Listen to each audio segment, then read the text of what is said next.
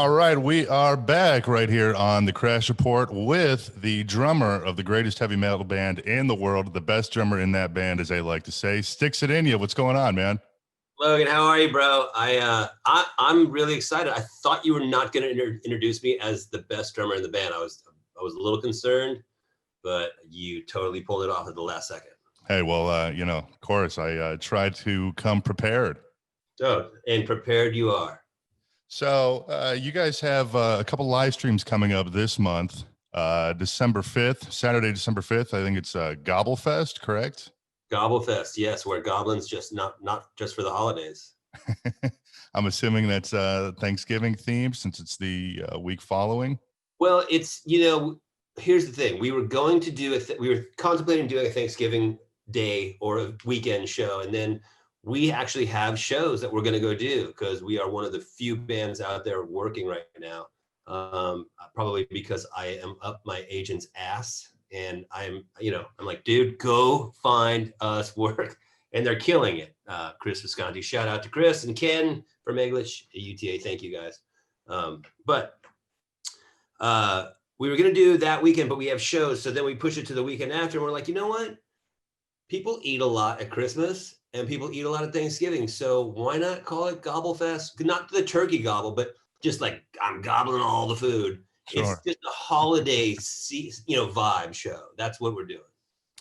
And then you have another one, December 31st, New Year's Eve. New Year's Eve, yes. And I think it's going to be called Steel Panther Formal as Fuck. Formal as fuck. Formal as fuck, because we want to spice it up and dress it up for New Year's Eve. It's a classy holiday, and the way we feel is we're classy fucking guys, so we're gonna be formal as fuck. So this will be after the New Year's one. That'll be what, like the fourth or fifth live stream you guys have done? Fifth. So what do you guys do? I caught the first one, I think was Rock Down in the Lockdown, or no, it was to Save the World. Concert to Save the World, yes. So when you say what do we do, you mean specifically to differentiate them? Yeah, what do you do to keep people coming back that may have already seen, Rock Down in Lockdown or Concert to Save the World or whatever, to keep them coming back and not see the same thing? I know you guys were I think I've seen you say you like to call it reverse SNL or something. Yeah, skits and stuff. Yeah, so that's just one of the things that we do that I feel like makes our live stream. Oh, Satchel's calling me. Makes our live stream different than most bands. We film skits and we show the skits. So when I say reverse SNL, that's a sketch comedy show with music a couple times, but ours is a music concert with some sketches every now and then. So we film new sketches, and for each live stream, we try to change the setup a pretty good amount, because most bands they have their set list or whatever tour cycle they're on. Traditionally in bands, you do an album, you do what's called a tour cycle, as you know. Sure. But for the listener, you go play songs, you go play a set list regularly from show to show to show. And with a live stream, it's a different animal, because if you do 2 live streams in 3 months, to your point, why would somebody want to see a second live stream if they saw the first concert? Sure. If it's just going to be the same thing, that would be ridiculous. So for us, we try to interchange the talking parts in between the songs, which is improv for us anyway, mostly improv. And we never plan out what we're going to say. We do take careful consideration to what the set list is, and sometimes there's an audible. We also get different guests. So for the 5th, we have a couple special guests. We're locking them in right now, and I've already got 2 Grand Slam guests for our New Year's Eve show that I don't want to say because I want to announce it like really big. Sure. But it's gonna be a fun show. I can tell you that one of the guests that we have lined up for the 5th is a platinum selling 80s hair band rock and roll drummer. So I will just let that simmer out there.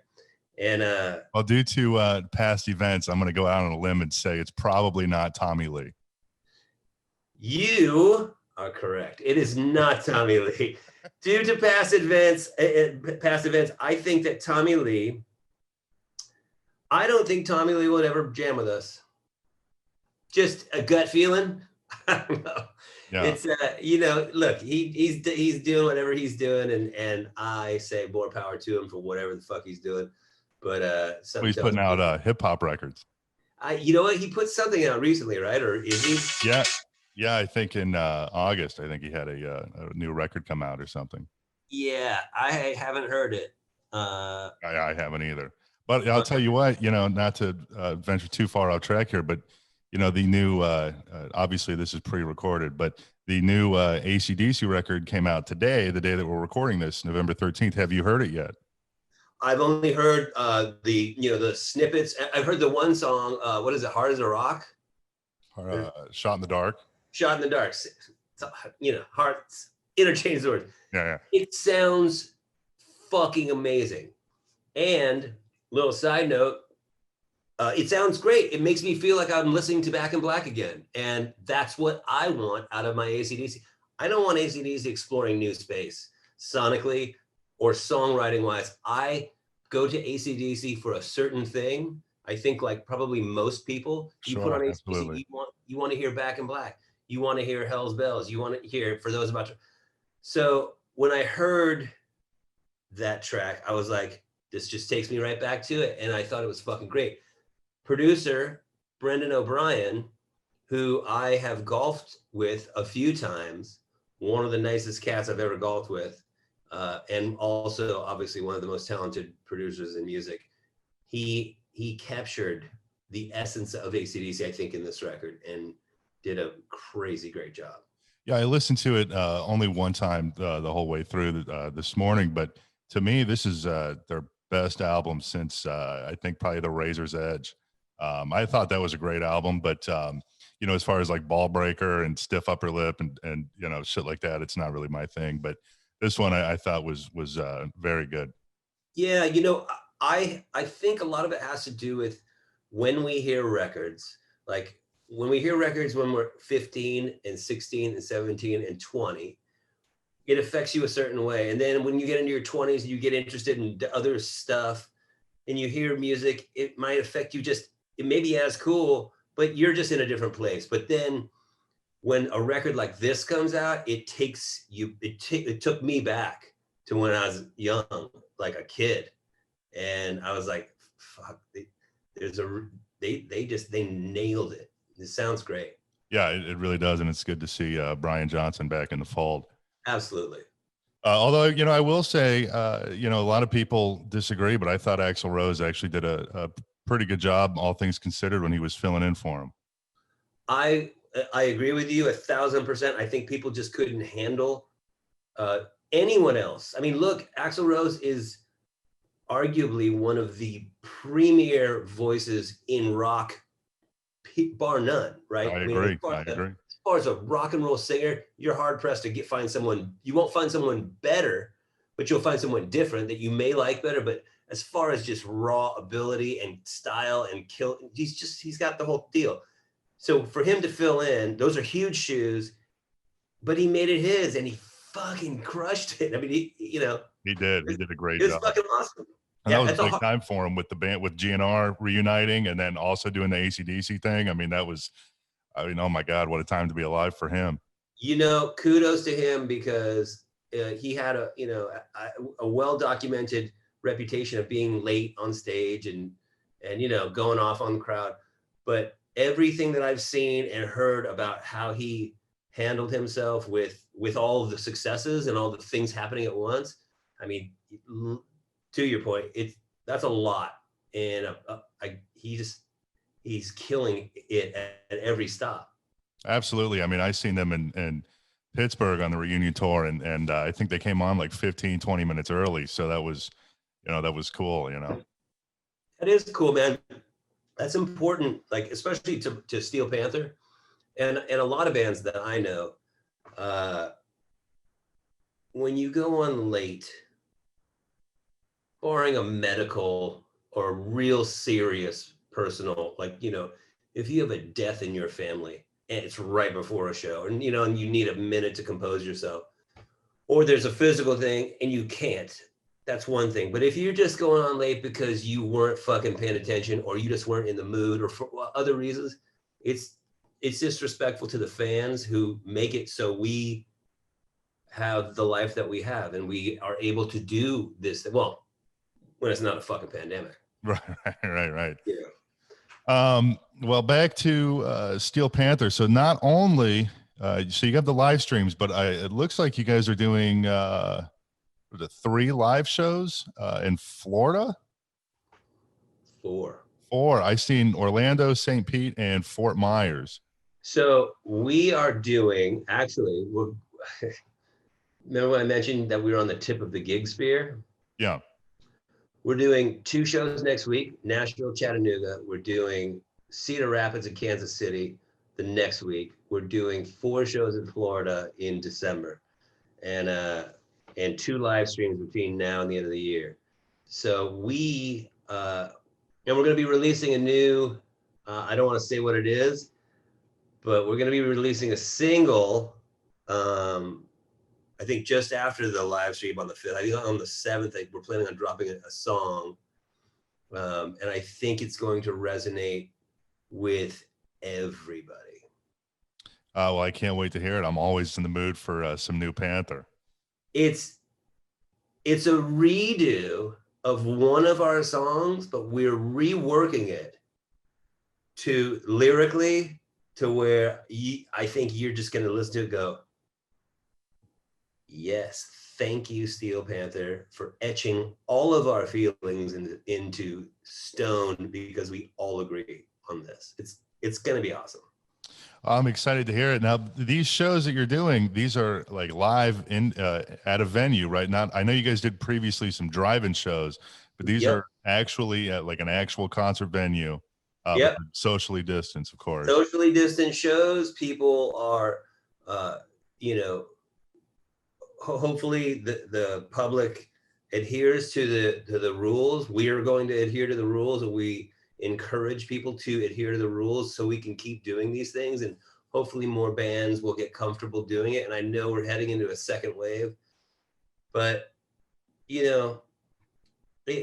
a real interesting, weird time for bands, especially right now, to do gigs, right? Because we make our money doing gigs. We pay our bills with that money from doing live gigs, and we're not able to do live gigs since March 12th.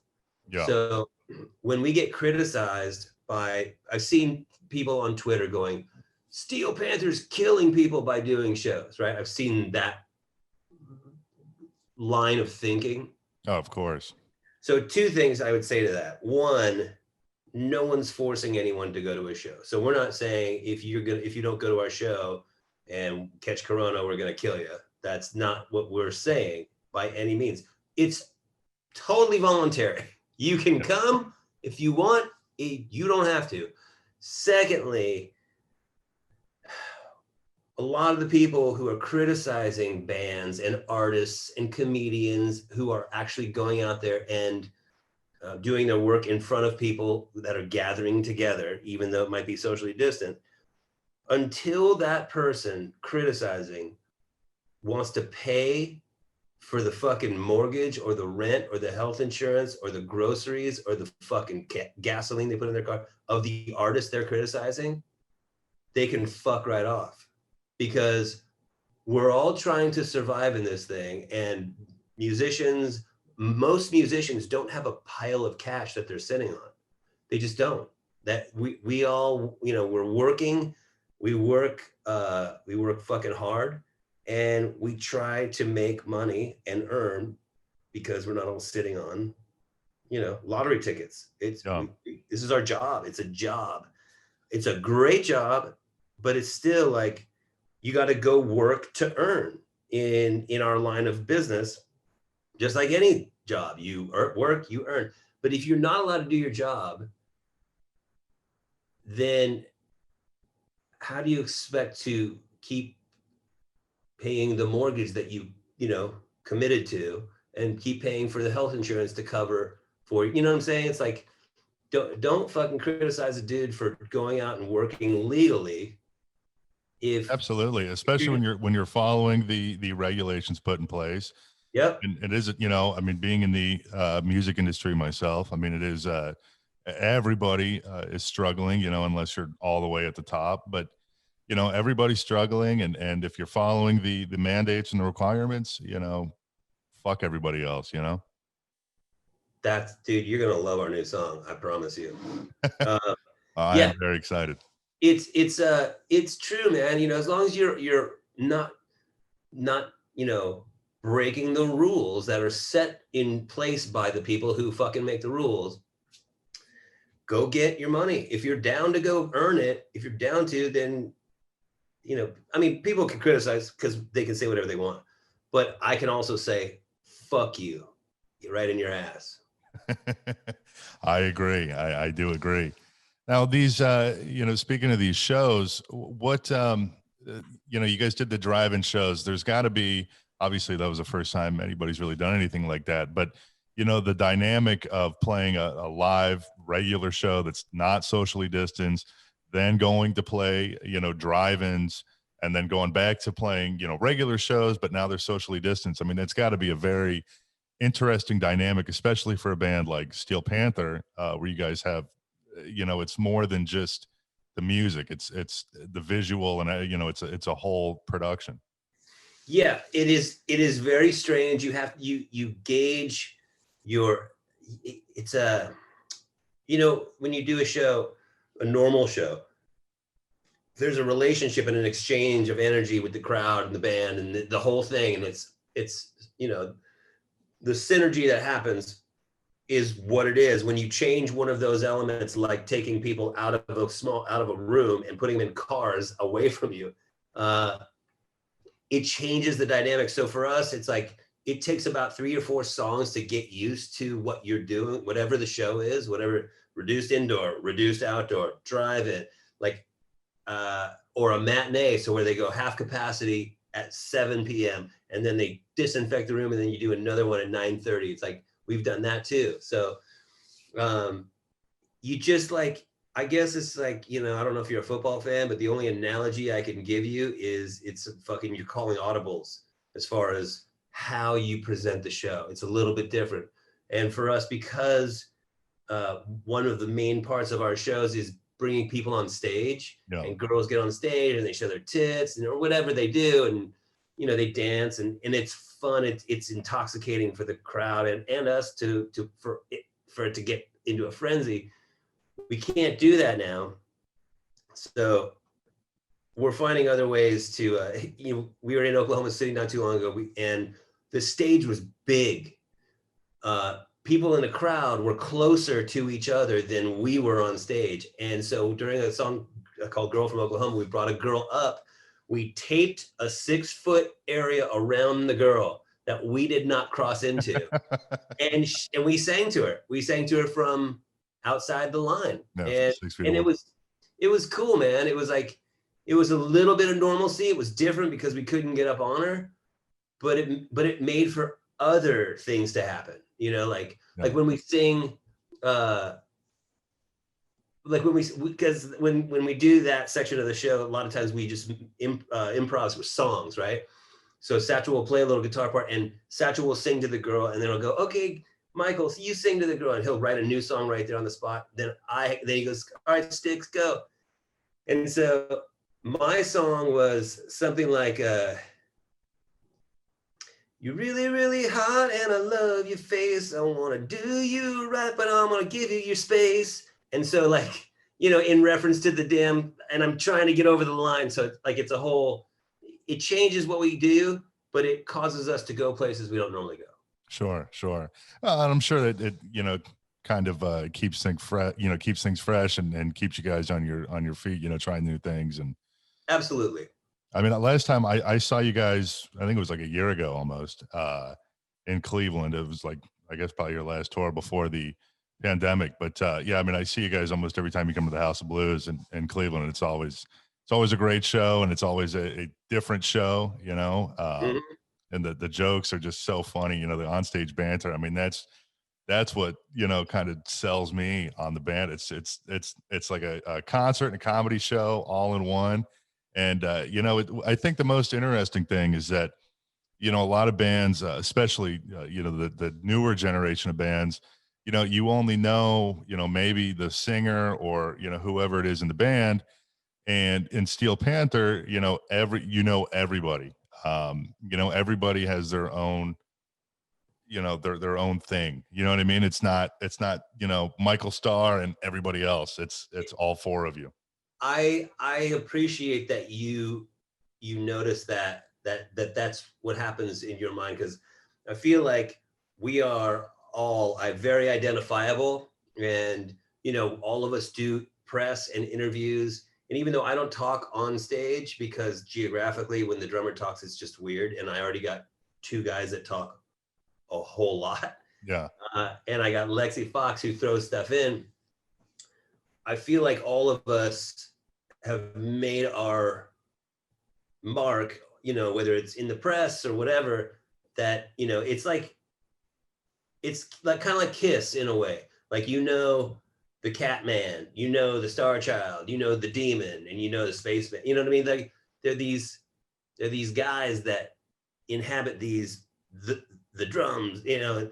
And there's a lot of bands that I see nowadays, and it could be because I'm an old man, I don't know, but I see like a lot of bands where I could not tell you, if you lined up 4 bands worth of guys and you put them all in different spots, I'd be like, I don't know who the fuck's in what band I at all. agree. Maybe like out of, let's just say there's 5 bands of 4 guys. So you got 20 guys lined up. I might be able to pick out 4 of them. Yeah. Maybe 5. Yeah, I agree. And that, you know, that to me is, like I said, what's so cool about Steel Panther. And, you know, a lot of the bands that I like, I mean, I'm a younger guy, but I always have gravitated towards like older music. But, you know, all the bands I like, you know, it's more than just a band, you know, and everybody, you know, everybody in the band, and it's, you know, it becomes more of like I guess like a personable type thing. Yeah, I appreciate that. It's important to us to try to entertain on all the levels, you know, not just have our singer be the guy and then everybody else is like phoning it in.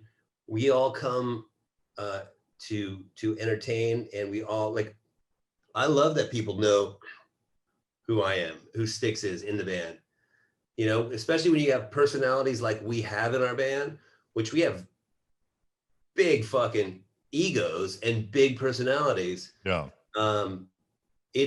It's pretty amazing that the kind of support each guy gets from all the fans. You know, I mean, people have their favorites for sure, but you know, I feel like each guy in our band gets a lot of love from people. It's cool.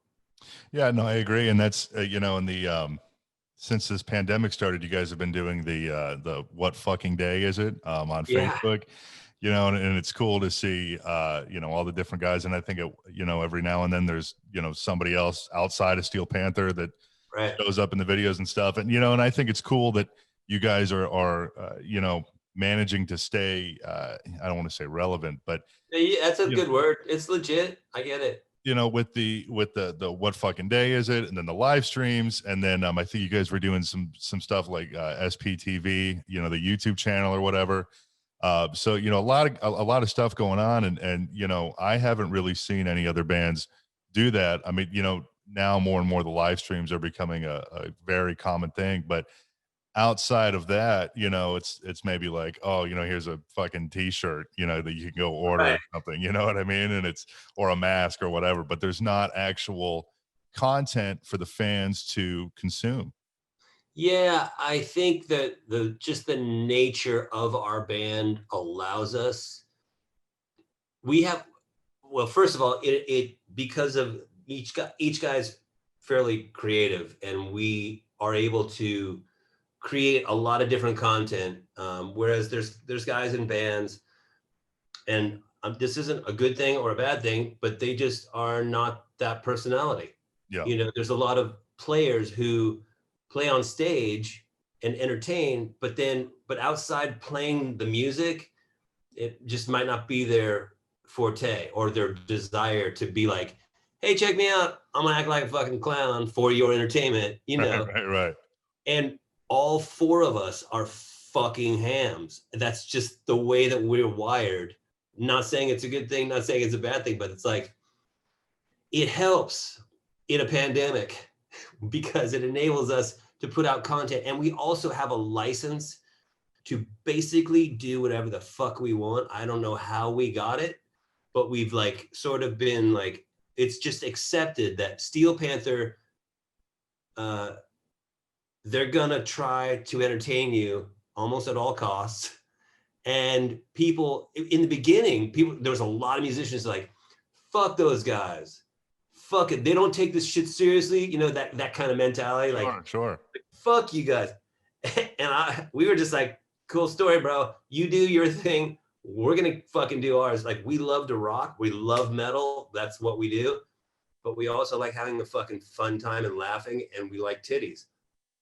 Hey, don't we all love titties? That's for We sure. all love titties, and we love to smile while we're fucking rocking. Like, in you know, there's a lot of bands that are like, their thing is, I'm a fucking serious rock band, and I fucking don't take no shit from nobody. And these are my riffs, man. Yep.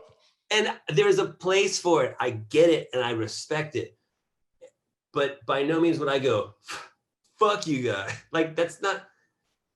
Everybody does what they do because they got to do what they got to do, and they want to. So over time, I think a lot of those artists or people or critics for of Steel Panther have just gone like this. They've done one or two things. They've either gone, fuck man, you know what? I get it. It's cool. They are doing their thing, and it ain't hurting anybody. And you know what?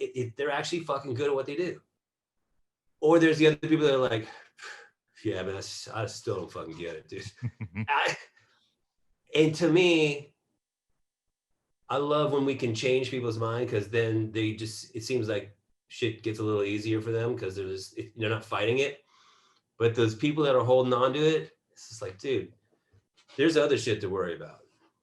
Well, you know, I was going to say, I think it's pretty sweet how, you know, a lot of these, I guess more like mainstream, you know, musicians or celebrities or whatever have really kind of, I guess, accepted Steel Panther. You know, I think, you know, Kelly Clarkson coming up on stage with you, or, you know, obviously Pink. I think Corey Taylor was on, I know he's jammed with you guys live, but he was on Death to All But Metal, I think, right? And then Eyes of a Panther and Death to All But Metal and Asian Hooker. What was it? Asian Hooker? Oh, okay. He's the sucky fucky parts. Oh, is that him? I had no idea. Oh my God. That's him, dude. Yeah. Wow. Now you'll hear it. Isn't I want to say that I saw somewhere that Scott Ian was on. Yeah, he played on that record. He did. He came in and played some parts on that record for sure.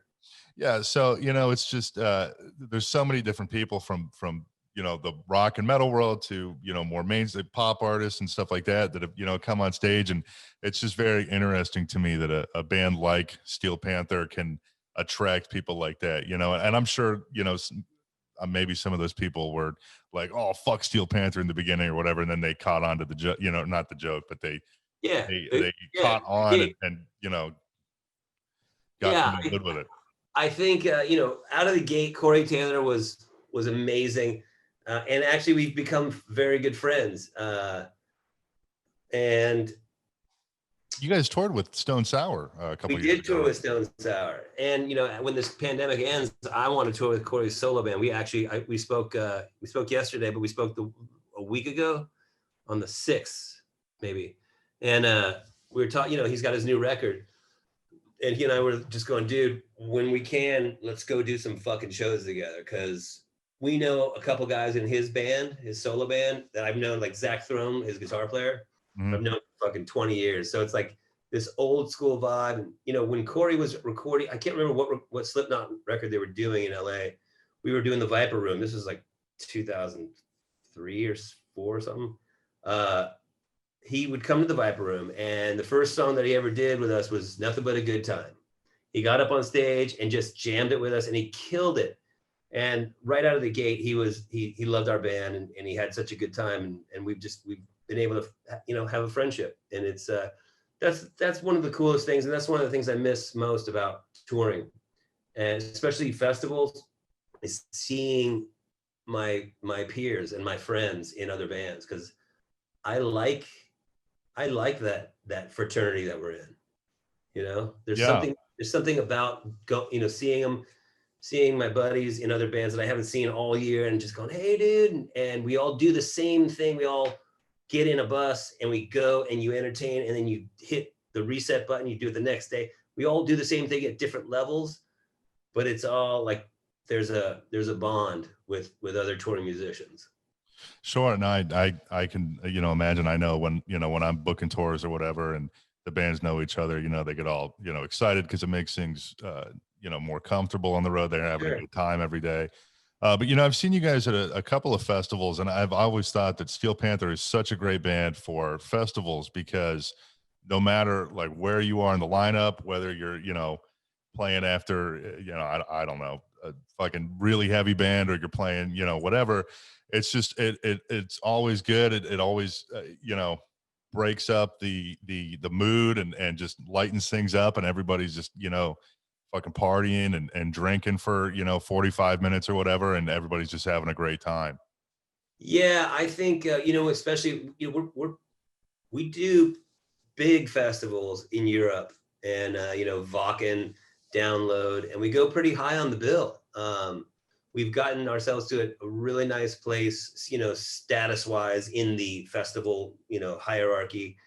And I mean, obviously, the longer we go, and if we keep putting great records out, then, you know, we'll go deeper and deeper, because you become a staple, you know, at these festivals. And when we go on after Accept, or if we go on, you know, fucking before Ozzy Osbourne, I think when we come on stage, the audience, much like I was talking about the other guys in other bands, how they feel about us, I think they see us, and it lightens the mood at a festival, and all of a sudden, those serious rock faces, oh, that shit, Yeah. That goes away for temporarily, and they start looking around and smiling, because chicks get on shoulders, titties come flying out, and I swear you cannot be aggressive when you're checking out titties. You can't be like, oh, look at those titties. You can't. I agree. You're like, yeah, dude, look at the titties. They are intoxicating. The joy that the girl is doing enough, you know, as is feeling enough to do it. It's all that whole big party time. It brings everybody together. It's like everybody becomes family while you guys are on stage. Everybody becomes naked family. It's awesome. And I would imagine the crowds have to be, you know, a little bit more divisive maybe in Europe, because, you know, over here in the States, the festivals are all a little more mainstream. You know, whereas you get to Wacken or things like that, there's a lot of like super underground, like extreme, you know, brutality bands. And, you know, a lot of those, you know, the elitists are like, oh, you know, fuck you if you're not, you know, playing black metal, you know, or whatever. And then, you know, but do those guys, do the metal elitists, do they get into Steel Panther? You know, I think that we are, well, I think first of all, just because of our tenacity and how long we've been doing it, they in the beginning, there was a shit ton of resistance from like black metal dudes, like, who are like, fuck you. We did a fucking show in Lorelei, Germany. I can't remember what the festival was, but Zakk Wylde, we went on right after Zakk Wylde, and it was a gnarly metal fest in the fucking mountains, in an amphitheater carved into fucking mountains, and it was like it was so metal. I couldn't read one of the band's names, because, you know, the font, kind of like your shirt. But, you know, but it was super gnarly. But then Steel Panther was on the festival. We were like, I think Zakk played at like 3 p.m., 4 p.m. We played at like 5 or something like that. And we go on, and we're the only motherfuckers in purple sequins. I mean, Lexi Fox has purple disco ball sequins pants on, and he's got big flowy. He looks like a lady. We got 4 guys with long hair and just like, just prancy, but fucking killing it in our playing. Like, because you can't deny that, not to sound like an asshole, but you can't deny the playing, because the playing and the singing is fucking legit. And people, we hadn't been doing it as long as we have to this point, obviously, but at first they were like, no, not at our festival. By the end of it, dude, they had come down from the fucking thing and were fucking rocking. They were rocking and they were smiling. I'd never seen so many black metal fans smile in my life. It was amazing. And somehow, somewhere, girls emerged from the ether. And like, they were there, and it was that same Steel Panther party vibe. And I imagine it felt like they appreciated it, and by the end of it, they were fucking cheering and super stoked. So now, because we've been doing it for fucking 30,000 years, I don't think that there's anybody who goes, what the fuck do these guys think they're doing? I think they go, that's Steel Panther. That's what they do. Yeah. And they just accept it. We're like cockroaches. Well, and I think what you brought up is about the musicianship of the band. I would imagine that a lot of people probably that have never heard of the band, they take a look and they're like, oh my God, this is like Faster Pussycat 2.0 or something. Yeah. And then they hear it, and it's like, oh my, because I can't tell you how many people over the years that I've had, that I've had a discussion about Steel Panther with, and they're like, oh man, I wish that band would put out like a serious record, and so they could be a real record. Yeah, because those guys are so fucking talented, man, blah, blah, blah. And it's like, that's not Steel Panther, it's like when Motley Crue put out Generation Swine. That's not Motley Crue, and we see how well that worked. Dude, it's so funny because we've gotten that question. Are you guys ever going to do they say real record? Yeah. And we always go, we do real records. We do real records. They're just, the lyrics are ridiculous at points, but it's so fascinating that when you sing about dicks, people or sex, right, or drugs or rock and roll, people go, oh, they're a one-trick pony, right? Yeah. But if you stand back and if you analyzed Adele's lyrics and topically, what does Adele sing about? How many things does Adele sing about? How many things does Taylor Swift sing about? 1, love, breakup, and love. Sure. The heart. So because we sing about what we sing about, people tend to go, that's the band that sings about dicks. but nobody says, Taylor Swift, oh, that's the girl that sings about all of the breakup songs, right? It's like, it's funny. Well, it's interesting that, I think a lot of people would be under the assumption that, and maybe you disagree, but, if Steel Panther would clean it up, they would be so much bigger. They'd be playing, fucking arenas or this or that. But then, look at that song WAP. I mean, that song to me is got to be one of the filthiest songs I've ever heard. Nothing wrong with it. I don't have a problem with the song. I think it's a catchy song, but it's to me, hands down, way worse than anything I've ever heard from Steel Panther. Except for maybe Gangbang in the Old Folks Home. That song, when I heard that, I was like, holy shit, man, this is wild. Have you ever heard Handicap Slut? I have. And, when I was when I first found the band, I found it like on YouTube. And I always thought it was funny because I actually have I've met you before. I'm sure you don't remember me, but I have a physical thing. And I was like, oh my God, I can't believe these guys are fucking doing this. And it's how did great. You feel about it? How do I feel about it? Yeah, about that song. I think it's great, but I also I'm not a big fan of I don't want to say cancel culture. I'm trying to think of the term I'm looking for. I guess I just don't get offended by anything. I mean, it's right. I think everything has humor. to a degree. Right. And I think that song, I mean, it's fucking funny. I mean, the song for us, it's interesting, and it's interesting that you do your arm, right? yeah, Yeah. So okay, so a song like that, it's very interesting because the way that we are as dudes, as human beings, um, I would never say, "Oh my gosh, look at that guy's arm!" Ha ha. This is not how I roll, or any of the guys in my band roll. But in that song in particular, it's a story about hitting a girl with the tour bus, right? bus. Yeah. And so it's the story of that. But when you dig down into the lyrics, it's a story about the fact that she got paralyzed, but she still loves dick. That's to us, that's the funny. It's like, because people don't think about that stuff. Like if I saw somebody who was paralyzed, the last thing I would generally think is, why do they still love that dick? You know what I mean? Right, yeah, right. So to us, it's not about, it's almost like Fat Girl, the song Fat Girl, right? People have asked us who don't get it, who are like, man, do fat girls get offended?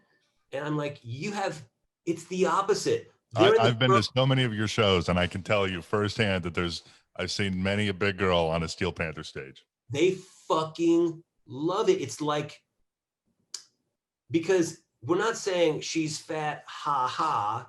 We're saying she's big. And look, big girls, they know they're big.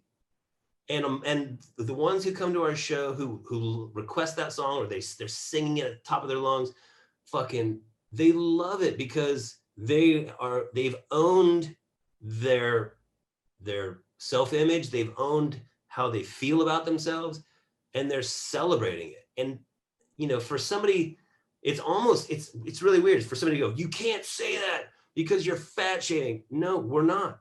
We're just singing about a girl who's fat. And it's a hard, because it goes deeper than just what people think. When they see fat girl, they think fat girl, ha ha, look at the fat girl. And it's not that. Our lyrics go, I know this sounds fucking weird, but our lyrics, you got to kind of get into them, and you realize that there's a story behind it that's almost celebratory. In all this, Gangbang at the Old Folks Home is about old people who love to fuck. Yeah. It's like, I mean, I know it sounds ridiculous, but like, I like explaining it, because maybe somebody who's judging off a song title. Now look, Asian hooker is about a hooker who's Asian. Yeah. There's not a lot of deepness in that one. Sure.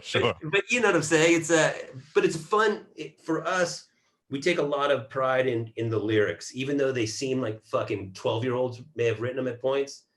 They're not easy lyrics to write. Well, it's just like, any comedian. I mean, you turn on a Netflix special, whoever, Dave Chappelle, Bill Burr, whoever, you're like, oh my God, these guys get paid ridiculous amounts of money. Anybody could go up on stage and fucking make these ridiculous jokes, but it's not that easy. I mean, it's really not. And it takes a lot of effort and thought, even though, whether it's a comedian's jokes or Steel Panther lyrics, it sounds thoughtless, but it does require a lot of thought and effort that's why it's so funny, and it resonates with so many people, because they're very well crafted. It's not, Thank you. It's not a 12-year-old singing about boners. It's, adults. 50-year-old, bro, you could say it. 50-year-old singing about boners, but they have the you guys have the creativity and the I'm sure a lot of the songs are based off of real life experiences. Absolutely. And it takes a lot of effort to craft something, whether it's very intelligent humor or very toilet humor, I guess. But yeah. I think oftentimes people get too offended over, something that, I would imagine there's probably a lot of people that have been offended by Fat Girl that are very skinny, and they're like, oh, yeah, I can't believe who would say it. Yeah, exactly. So it's just like other people would say, you know, oh, handicap slut. I mean, I can't believe you guys fucking, you know, what the fuck's wrong with you? But you know, me personally, I think it's hilarious, and you know, I mean, I guess it's not for everyone, but No. I don't think it's fair to, you know, I mean, I can't tell you how many girls over the years that I've dated. I'm like, oh my god, you know, we gotta go see Steel Panther or whatever. I mean, I remember at Rock on the Range in Columbus. I was with a girl, and she goes, I am not fucking watching that band. I'm leaving. You're gonna sit there all by yourself. And I said, fuck it. I'm not watching whatever band you want to watch. I'm gonna fucking sit here and I'm gonna watch Steel Panther. And I mean, she didn't get it. You know what? That's the thing. I understand that our band is not for everybody. And if you don't like our band, I get it. And we are a specific flavor. And if you don't like pistachio and we're pistachio, you're just not gonna like it. And some people don't like the lyrics because, you know, it's funny you mentioned the skinny girl who would be like, you can't say that. It's not our discomfort with it. It's her discomfort with it, because it's not that big girl's discomfort with it. She's cool with it, generally speaking. And I'm not saying, I mean, there might be some big girls that could get offended by it, I guess, but and to them, I would say, sorry that we're offending you. Please don't listen. Yeah. You know, just have fun with it. Yeah, we're not stopping, because this is what we do. And I feel, and I never thought I'd say this, or I never thought I'd even think this, but Steel Panther, hold on real quick. Hold on real quick. Hey dude, I'm on an interview right now. I'm gonna call you right back. Okay. Later. That was Satchel. Right on. Because of the general culture that is happening, or that has been happening over the last few years, the PC, all that shit, people have asked us over the past few years, are you guys considering toning it down? Would you consider like maybe dialing it back? And to that question, I say, fuck no, especially now where there's less and less places that you can go as a music listener or a fan of entertainment or whatever you're looking for, that wants irreverence, that wants no apologies, that wants, we're gonna, if we think it, we're gonna say it, as long as we're not screaming fire in a crowded theater, or, you know, something like that. Sure. Or not inciting violence or riots, but we're celebrating shit that we like, and we're speaking in the way that we like to speak, and we're saying it the way we would talk to each other and to our friends. If you don't like it, fuck you, double fucking thumb. You know, fuck off, because we're gonna do what we're gonna do. You don't have to dig it, and there needs to be more places that people can go listen to Dave Chappelle tell jokes, instead of people going, oh, he, you know, he can't say, fuck you. He can say whatever the fuck he wants. You don't have to like it. Same with Steel Panther, same with every band. I agree. Now, do you think that like, could Steel Panther start today? Or do you think, you know, with the climate that we're in, or do you think that it is accepted only because you guys have, you know, so to speak, been grandfathered in with the non-PC humor? I see what you did. You called us grandfathers. That's cool. Way to go, Louie. Well, you guys are the correct age, so you're not wrong. That's one of the best questions I've ever had. Could we start today? You know, I just like everybody else, this is not very interesting, but I'm a huge fan of The Office. Yeah. And I feel like, you know, that show is so great. And a lot of people that, you know, were too young or whatever to watch it when it was on, they watch it now. But I feel like that's also a show, not the whole show, mainly, you know, the character of Michael Scott, I don't think could happen today. I think it would be deemed as way too offensive, you know, with all the gay jokes and the black jokes and things like that. Yeah. Even though it's obviously that's one of the, you know, biggest TV shows ever. You know, I do know, and I think I agree with you. His ignorance might not be his character's ignorance might not be tolerated now. And by that same token, if Dave Chappelle, and I use him because I think he's brilliant, I think if Dave Chappelle came out now with the things he was saying, it wouldn't get traction because people would just be like, you can't say that, new guy. You can't say that now. Like, even especially a guy, even like Howard Stern or something like that. I mean, yeah, I think they've really like toned down like the whack pack stuff, some of those guys in there and things like that. This is a very interesting time that we're living in, but it's also, in a way I kind of feel like, using the Office example, a lot of the people that like to watch it would also probably be the ones that would oppose the show if it came out today. right. I think you're right. And I think if Steel Panther started today, I think it would be much harder to have the career that we have. Just because I don't know where this fucking, I don't know if where we are right now, like the pendulum, right? The swings. So if it's in the middle of being PC, but this is, and this side is like, you could say whatever the fuck you want, like in 1985, just say, it swung, right? It went, okay, we're going to pass this. You can't say that. You can't say that anymore. Fuck you. Cancel culture, cancel. We're here. We're like right here. And I got to think, just by human nature, that it eventually, maybe it hits here, eventually it's got to come back towards the middle at some point. So, and I think it's cyclical, and maybe in a few years, or the next year to 3 or 4 years, if the pendulum swings back, Panther would have a shot at succeeding. But as it stands today, if we started today and came out with Asian Hooker and Death to All Metal and fuck Handicap slut. Handicap slut would never fly. Yeah, you guys would be canceled in a heartbeat. People would be like, what the fuck is wrong with these guys? Yeah. Not that they don't say that now, but your grandfather did, and they go, what the fuck is wrong with them? And then there's another person somewhere to go, oh, that's just Steel Panther. Are you familiar with Wheeler Walker Jr.?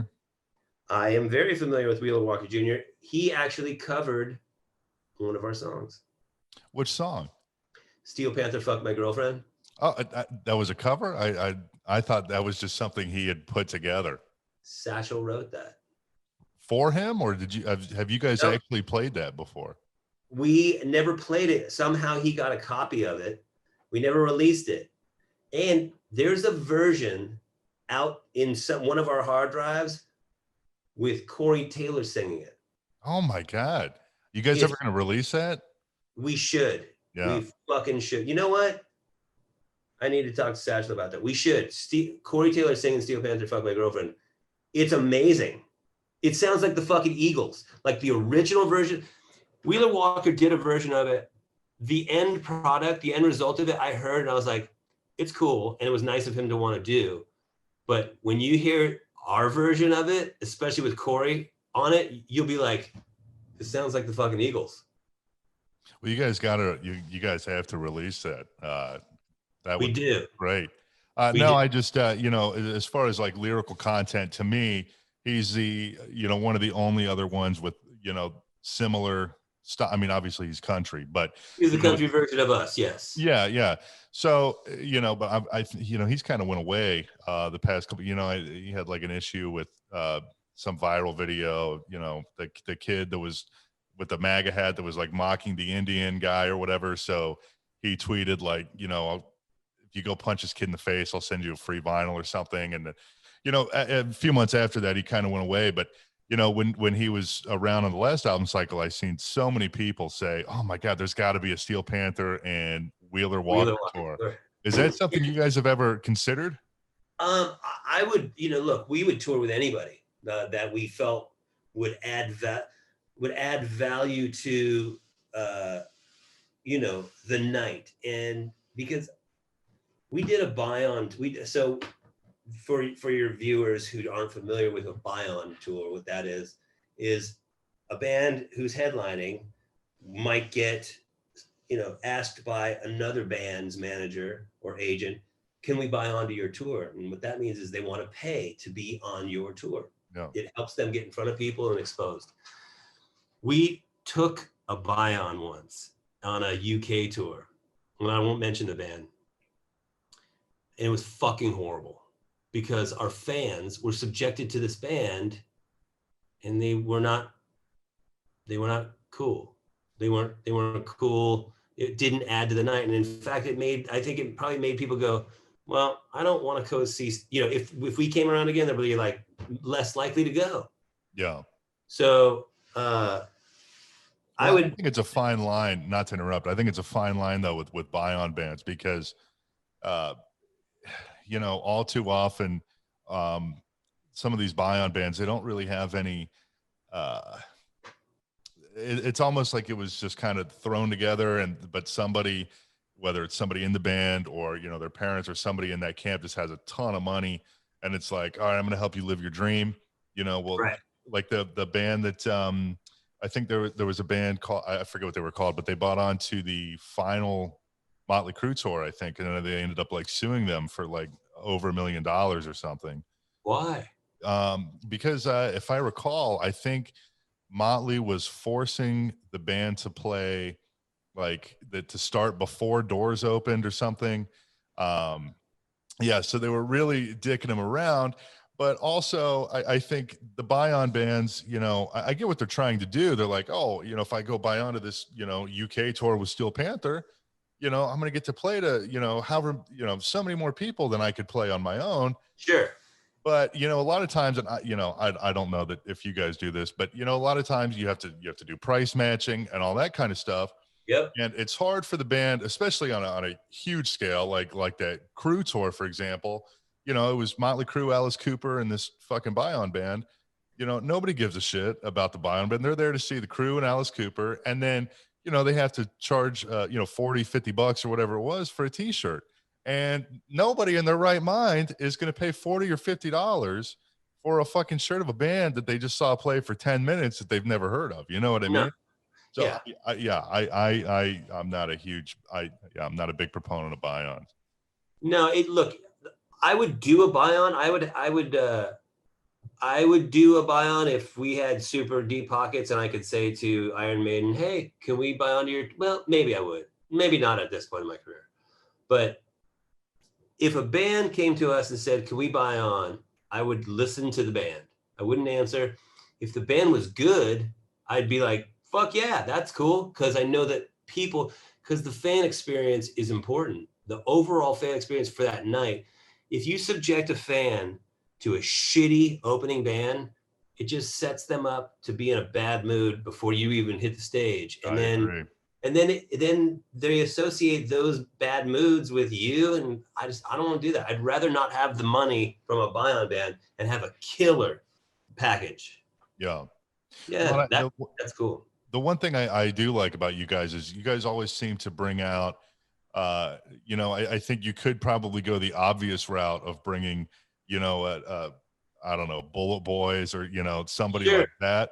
But, instead you guys always seem to opt for a newer band, a younger band that's, maybe, working a single at Active Rock Radio, things like that, trying to keep it fresh, and not do the obvious thing. And I think that's, I prefer diverse packages. I don't want to go see, whoever it is and then see however many other bands that sound just like that. It's, and I think it's cool because, I think a lot of people that go to Steel Panther shows, there's a lot of younger people, a lot of older people too, though, who still listen to, the 80s stuff and they're hearing new bands. And I think it is important, to have some of these younger bands out to, just change things up, Absolutely. I mean, we listen to every band that's presented to us by our agent to ask us if we're cool with them on the tour.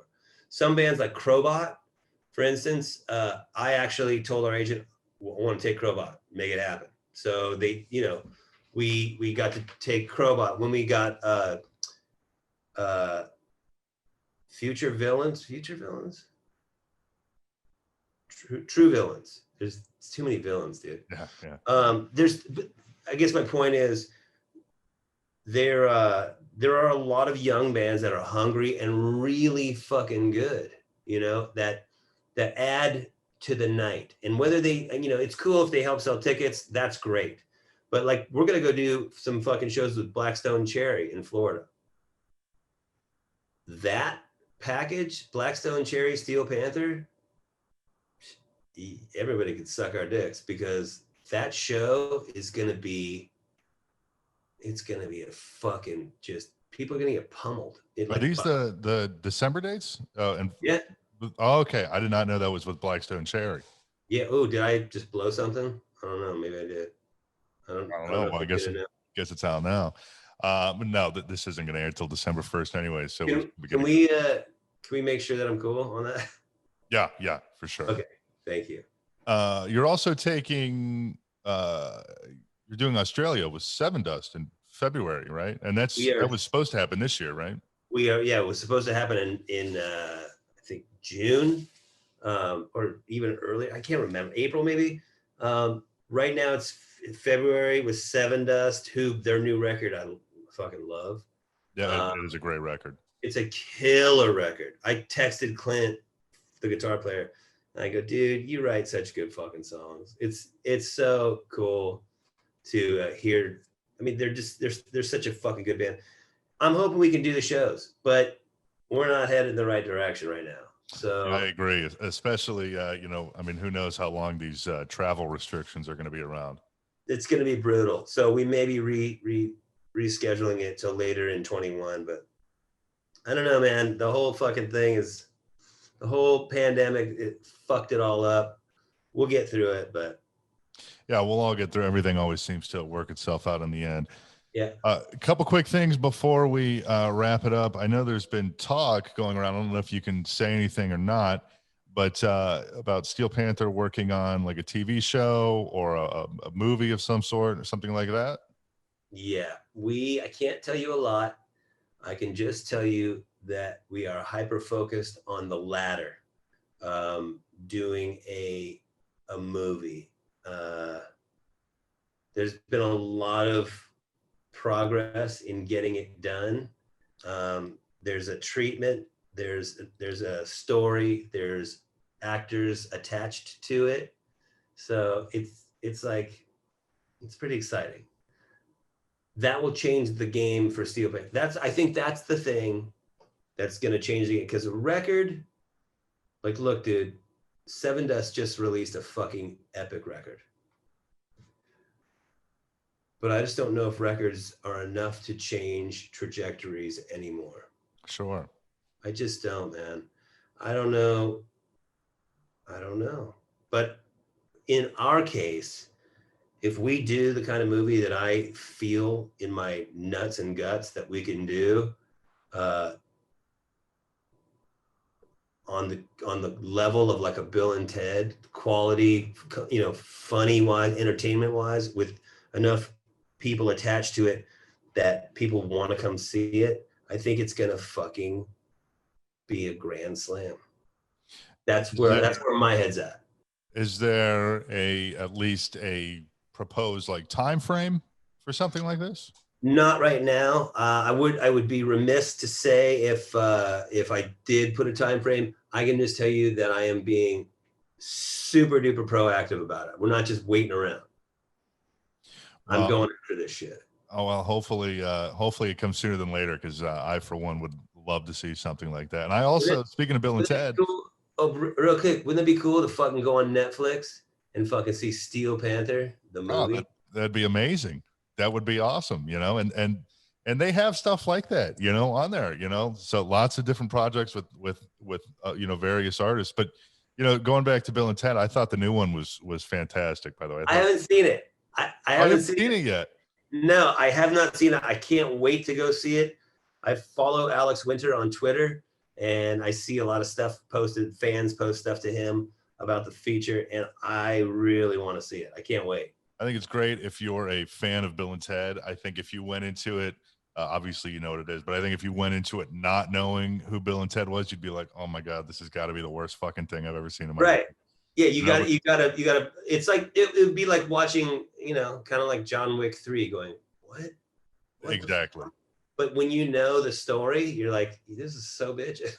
Yeah, and those movies are excellent. One final thing before we wrap it up, I just had to share with you my one of my favorite memories, and it has to do with Steel Panther. It was one of the funniest things I've ever seen in my entire life. This was probably I don't know, maybe 4 or 5 years ago. I think 5 years ago, and you guys were playing. It was like I think it was like a rib fest or something in Cleveland. And I thought it was really weird that Steel Panther was playing, because I was like, it was all outdoor, and I'm like, man, this is an outdoor event. It's a family event, and they have Steel Panther playing. I was like, Where was it? In Cleveland, like 5 years ago at Jacobs Pavilion. It's on the Cuyahoga River. Oh, the boat? Yes.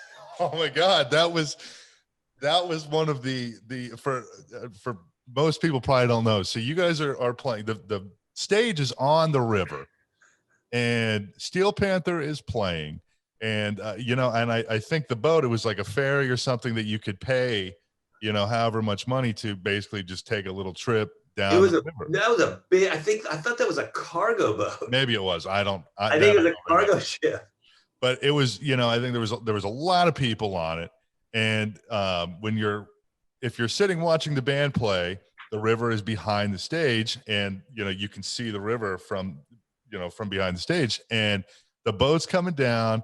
You guys are playing, and you stop playing, and I think it was Satchel was like, honk if you love pussy, and the boat just fucking cranks the horn, and that was the best part about that was when Satchel goes, "Hey, boat," he goes, "honk if you love pussy," and there was that pause, and everybody felt like forever. Everybody's just waiting, and all of a sudden you hear, whoa!